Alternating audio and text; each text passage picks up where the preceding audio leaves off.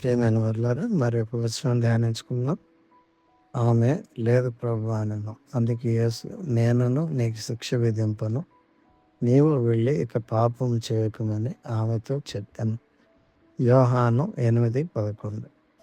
ధర్మశాస్త్రమును అనుసరించువారు వ్యభిచారమందు పట్టుబడిన ఒక స్త్రీని శిక్షించుటకు ప్రభువైన యేసుక్రీస్తు వారి యొద్దకు తీసుకుని వచ్చారు. కానీ యేసు ప్రభు వారందరినీ పాపులుగా ఒప్పుకొని చేశారు. వారు తమ పాపమును ఒప్పుకోకుండా వెళ్ళిపోయారు.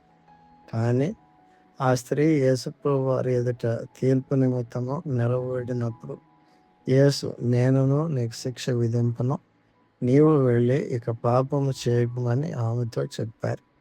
ఈ విధంగా రాయబడి ఉన్నది, క్రీస్తు యేసునందు జీవమునిచ్చు ఆత్మ యొక్క నియమము పాప మరణముల నియమము నుండి నన్ను విడిపించను.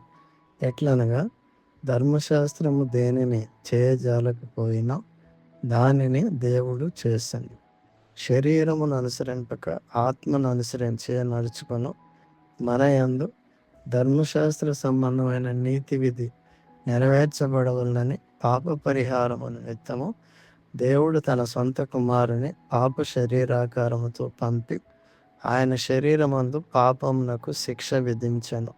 రోమా 8:2-4 మనము ఇంకా ఇతరులను తీర్పు తీరుస్తున్నామా లేదా దేవునిచే తీర్పు తీర్చబడకుండా ఉండుటకు మనలను మనమే తీర్పు తీర్చుకుంటున్నామా అనేది చూసుకోవాలి.